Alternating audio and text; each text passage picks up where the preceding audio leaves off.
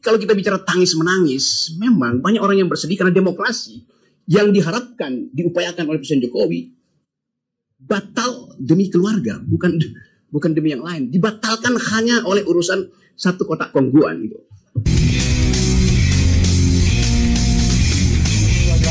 Ketemu lagi kita di channel yang perlu imajinasi informasi gratis tidak bayar. Subscribe.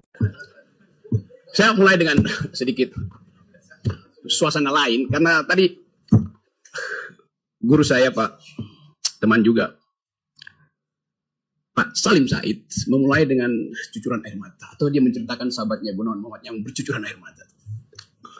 Sepertinya apa yang disesali itu? Kalau ada lagu Don't Cry For Me Argentina itu semacam tipuan dari Evita Peron waktu itu untuk mengambil kembali semangat dari rakyat yang mulai pudar, tidak lagi percaya pada jenderal yang ada suaminya tuh. Don't Cry For Me Argentina, lu apa liriknya tuh? The truth is I never let you. Itu dasarnya tuh.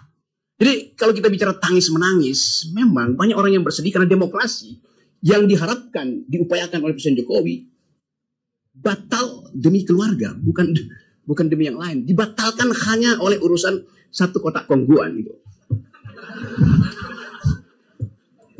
Jadi kita bayangkan, tadi statistik diterangkan oleh Jilal, bahwa ada disparitas. Ya oke lah, disparitas terjadi di mana-mana.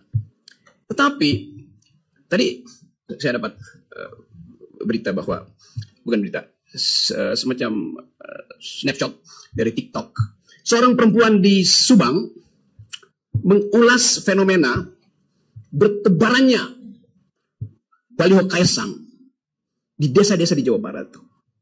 Dan kalau kita bikin semacam praduga bersalah, pertanyaan kita, siapa yang menebarkan itu? Bahkan dikatakan di situ akan disebarkan di seluruh Indonesia. Saya menghitung kira-kira akan ada 10 juta baliho akan disebar di seluruh Indonesia. Di setiap desa. Berapa banyak desa di Indonesia? Ada berapa banyak? 400.000 ada. Oke, 30.000. Berapa? 74.000 lebih. 74.000 lebih, satu desa ada 20 baliho. Artinya ada kurang lebih 1,5 juta baliho akan dipasang di desa-desa. Dari mana uangnya tuh? Kalau satu baliho 100.000. Apakah PSI punya dana sebanyak itu? Partai Solidaritas Indonesia. Di mana dia dicetak sehingga tiba-tiba dalam 2 hari udah ada 1,5 juta itu? Ya pasti dicetak di Cina mungkin yang punya mesin itu. Dan siapa yang bayar? Itu masalahnya. Jadi Anda bayangkan, satu anggota keluarga difasilitasi sedemikian masif oleh uang dan kekuasaan dan aparat. Saya bisa menduga itu pasti dipasang polisi. Aparatnya. Mana ada PSI sebanyak itu bisa pasang di Indonesia? Jadi kita mulai berpikir tentang satu upaya untuk membusukkan demokrasi. Satu demi satu anak muda. Sedemikian banyak uang dibuang. Setiap malam pasti ada upaya memasang di semua desa baliho sang ketua PSI. Pada malam yang sama, ada 17 juta manusia Indonesia tidur dengan perut kosong. Statistik dunia bilang begitu. Kemiskinan di Indonesia, kelaparan di Indonesia tertinggi di Asia. 17 juta perut tidur dalam keadaan lapar setiap malam. Anda coba lihat kontrasnya. Kalau kita bilang bahwa ada kesempatan untuk mengharapkan kecerdasan, mengharapkan kemakmuran. Yang diperintahkan oleh konstitusi pada setiap presiden cuma 2. Cerdaskan kehidupan bangsa, rawat fakir miskin. Presiden siapapun visinya cuma itu. Ngapain nambah visi itu? Memang cuma itu. Rawat fakir miskin, cerdaskan kehidupan bangsa. 9 juta fakir miskin mau dikasih makan kongguan. IQ nasional kita sekarang tinggal 78. Cerdas di mana bangsa ini? Dengan 9 juta kelaparan per malam. Dan IQ 78. Mau ngapain dengan bonus demografi?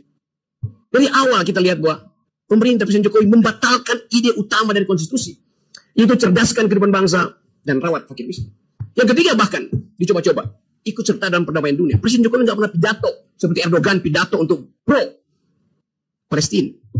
Yang ada di Monas kemarin adalah masyarakat sipil. Itu bukan negara.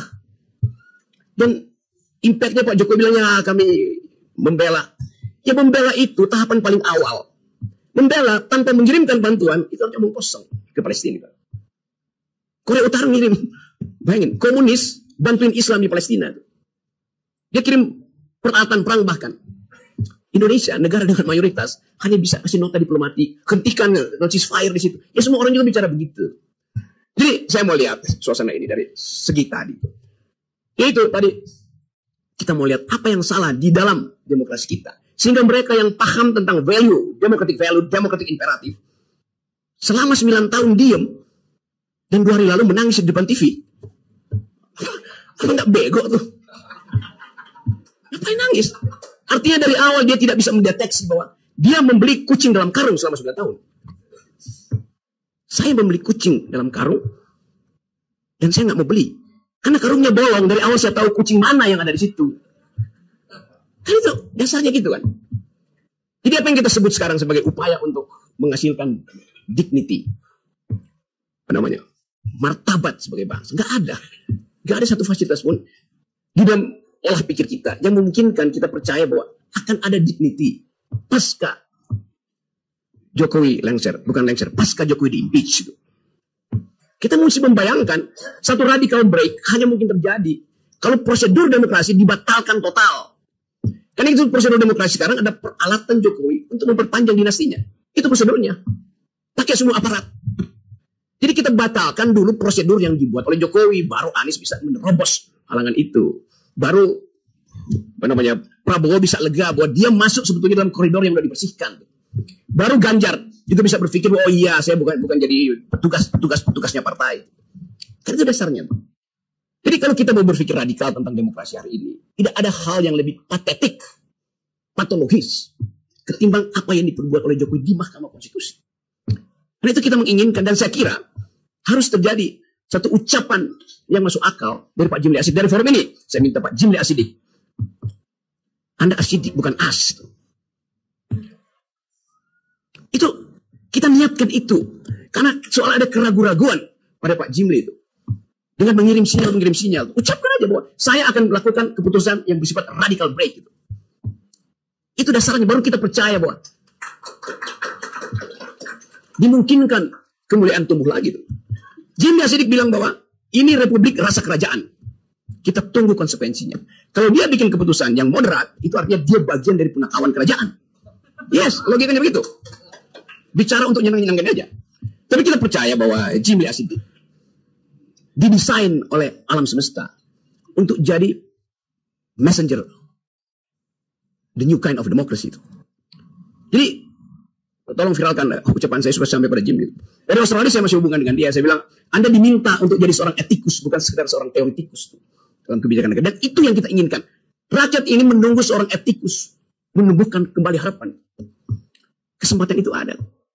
Karena apapun argumennya, keputusan Mahkamah Konstitusi bilang bahwa yang boleh jadi presiden adalah berumur 40 tahun atau pernah menjabat sebagai kepala daerah. Memang tugas kepala daerah jadi wali kota Solo itu serumit apa?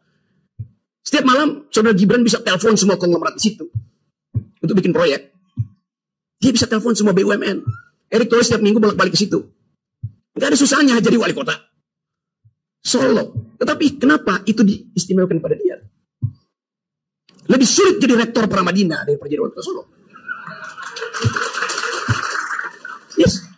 Rektor itu mesti mengasuh pikiran generasi ke depan. Hanya itu. Jadi bayangkan misalnya, kalau Didik Rahbini diusulkan oleh mahasiswa pada Madinah dengan menjudicial review 40 tahun itu dan mengatakan bahwa Didik Rahbini punya pengalaman memimpin para Madinah, punya pengalaman memimpin LP3S, punya pengalaman memimpin Indef, punya pengalaman memimpin keluarganya. Seluruh fasilitas itu dibandingkan dengan kemampuan Gibran memimpin. Surplusnya ada pada Didik. Kan itu dasarnya kan. Kalau begitu semua rektor berhak untuk jadi calon. Sekarang kita bikin proposal judicial review baru. Mau nggak MK terima? Kami meminta supaya dengan argumen yang sama, setiap pemimpin universitas berhak menjadi calon presiden. Masih ada waktu 2 hari. Buat duel argumen itu. Itu yang saya maksud. Kita mau uji habis-habisan. Jadi kalau Mahkamah Konstitusi bilang, ya ini kan nggak ada. Itu dari awal. Algoritmanya diarahkan pada Gibran seorang. Itu dasarnya. Sekarang kita mulai mengerti bahwa ada Gibran di situ. Ada Kaisang di PSI. Dulu saya orang pertama yang memberi ceramah di PSI tentang apa yang namanya solidaritas. Diminta oleh Grace Natali. Di samping saya ada si Raja Anthony, yang sekarang nggak lagi raja dia, jadi penunggang kuda. Minta menerangkan apa itu the very idea of solidarity itu. Minta diterangkan apa artinya mawar merah sebagai lambang partai. Bahwa lambang solidaritas itu adalah lambang kesosialan manusia tuh. Lambang yang dimulai sejak kita mengerti demokrasi. Yaitu di suatu pagi di 1789 di alun-alun kota Paris, Raja Louis XVI diuji diktumnya oleh rakyat Prancis. Rajanya bilang bahwa mahkota saya dipasangkan oleh Tuhan dari langit, nggak mungkin jatuh dari kepala saya. Kata Raja Louis XVI. Raja bilang, oke, kita uji. Ditaruhlah kepala raja di atas pisau gilotin, pisaunya dalam 2 detik. Bukan sekedar mahkotanya copot dari kepalanya, kepalanya copot dari badannya. Dari situ kita mengerti apa artinya demokrasi itu. Vox populi, suprema lex. Suara rakyat adalah hukum tertinggi. Itu kita mengerti bahwa demokrasi membutuhkan solidaritas. Dan solidaritas masyarakat Prancis yang mengajarkan kita bahwa demokrasi dituntun dengan cara perlahan-lahan, bahkan dengan kejadian-kejadian yang berbahaya. Dari Revolusi Prancis sampai Don Cry for Me Argentina. Jadi kita paham sejarah intelektual dari demokrasi. Tanya pada Kaisang, paham nggak dia sejarah itu? Dia akan bilang, saya paham. Siapa yang buatmu paham? Bapakku. Apa paham bapakmu? Dia nggak tahu. Jadi diturunkanlah kedunguan itu. Saya mau terangkan itu serius, karena saya bagian dari itu. Untuk mendorong anak muda waktu itu untuk punya partai. Saya cerita ini sebagai catatan antropologi, supaya teman-teman tahu bahwa kalau saya menghina orang itu dasarnya ada. Saya diundang di situ. Sekarang Saudara Kaisang memimpin sebuah partai PSI. Dengan baliho 1,5 juta. Mau diapain? Lambang dari partai itu adalah mawar merah. Tanda sosialisme Eropa. Mestinya kita bertanya, tanda partai PSI itu apa sekarang? Masih mawar merah? Bukan. Menjadi kulit pisang. Karena Saudara Kaisang nggak ngerti mawar merah. Dia ngerti kulit pisang. Sebagai pengusaha pisang goreng. Saya mau mengolok-olok itu dengan sengaja. Hanya dengan olok-olok itu, kita dibuka pengetahuannya. Yang saya sebut sebagai kemarin bajingan tolol, Jokowi bajingan tolol. Sekarang saya olok-olok semua orang. Gak ada artinya lagi dibandingkan dengan kemarahan publik hari ini. Yang setiap hari menghina, menghujat Presiden Jokowi. Dan itu dianggap sebagai, udah biasa yang mesti dihina, dihujat. Tadi saya mulai dengan ada anak muda dari Subang. Yang mengolok-olok Kaisang. Dan dengan sendirinya keluarganya. Di akhir olok-oloknya dibilang, kami muak. Kata kami muak itu bukan sekedar muak karena apa namanya nih, ya apa, GERD-nya naik itu, gastroesophagus reflux disease, bukan karena GERD-nya naik, tetapi secara psikologi dia muak melihat keadaan. Apa tepatnya tuh? Bahasa Perancis lebih bagus mengungkapkan nausea, muak secara psikologis tuh. Jadi Anda bayangkan kemuakan itu ada pada generasi yang justru ingin melihat PSI itu ditumbuh sebagai partai berotak. Itu tidak terjadi. Jadi, teman-teman semua, kita mulai dengan keadaan itu. Untuk memperlihatkan bahwa yang kita sebut sebagai peradaban bangsa berubah karena diolah oleh para bangsa. Itu. Jadi, teman-teman, saya diminta kasih pengantar pendek supaya kita bisa diskusi. Yang penting adalah bagi kita mesti bisa membayangkan satu perubahan politik di Indonesia dalam 1-2 minggu ini berlangsung di luar sistem elektoral. Kalau itu terjadi, dan sangat mungkin terjadi, siapa yang memimpin itu? Itu pertanyaannya. Dia akan dipimpin oleh ini. Tadi kata Didi Rafini, Institut Peradaban tidak punya kampus. Saya bilang, kita berkampus pada peradaban. Dan Institut Peradaban berupaya untuk mengingatkan terus, bahwa ini adalah the community of thought. Komunitas pikiran. Karena itu, keinginan kita adalah melengkapi proses beradab yang sudah ditanamkan oleh para founding parents kita. Itu berdebat tentang ide. Bertengkar dengan argumen. Bukan kirim-mengirim sentimen. Itu yang hendak dilanjutkan oleh Institut Peradaban. Pikiran-pikiran peradaban yang dimulai sejak bangsa ini. Tahun 30. Ketika pemimpin-pemimpin kita ditangkap. Syahrir ditangkap di ND. Soekarno dibuang ke apa namanya, Lampung, Bengkulu sana tuh. Yang lain gak ada. Tahun 30 itu kita kehilangan kemampuan berpikir karena pemimpin-pemimpin awal kita ditangkapin Belanda. 15 tahun kemudian mereka bertemu lagi di Jakarta dan memulai upaya untuk memikirkan bangsa. Menghasilkan perdebatan bermutu, konstituante. Itu perdebatan luar biasa bermutu. Bayangkan perdebatan itu dibuat demikian memikat. Sehingga kita baca risalah konstituante itu seperti membaca sinetron politik yang sangat bermutu. Debatnya bagus tuh. Seluruh referensi akademis ditaruh di situ. Padahal tidak semua mereka datang dari referensi akademis, tapi dia membaca. Dan pasti bacaannya bukan Sinchan. Jadi tradisi berpikir itu adalah akar dari peradaban. Tradisi berpikir ada akar dari demokrasi. Karena itu kalau ditanya, apa definisi demokrasi? Demokrasi bukan pemerintahan dari oleh untuk rakyat, bukan. Demokrasi adalah the government of reason through the government by the people. Pemerintahan akal melalui pemerintahan orang. Artinya orang itu harus berakal. Itu dasarnya. Jadi demokrasi hanya mungkin diucapkan oleh mereka yang memanfaatkan akal untuk bertengkar dengan argumen. Dan itu dibenihkan oleh Soekarno, Syahrir, Tan Malaka, Aidit bahkan. Siapa lagi? Kartosuwiryo, Natsir. Ada percakapan bermutu untuk menginstitusikan peradaban pada waktu itu. Sekarang apa yang terjadi? Para pemuda waktu itu berpikir bahwa Indonesia akan dituntun oleh alam pikiran. Pada waktu itu para pemuda berpikir begitu. Karena itu Bung Karno mengatakan, beri saya 10 pemuda, saya akan guncang pikiran dunia. Dan itu yang dipakai oleh Pak Jokowi.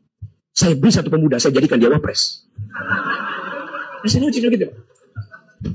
Tanpa proses berpikir, tanpa skrutinisasi, tahapan untuk jadi pemimpin diuji di dalam pikiran, di dalam universitas, secara metodologi. Demokrasi kita dasarnya adalah elektabilitas, bukan intelektualitas, junto etikabilitas. Mana ada demokrasi basisnya adalah elektabilitas. Elektabilitas itu fungsi lembaga survei yang bisa dibayar. Jadi dari awal kita sudah ingatkan itu pada bangsa ini. Tapi mereka yang sok jagoan, merasa tokoh-tokoh budayawan, ya saya dulu 9 tahun dibully oleh orang yang menangis kemarin tuh. Terus menerus sama gengnya itu. Sekarang dia bertobat mungkin. Tapi lebih baik terlambat daripada telat. Sama aja.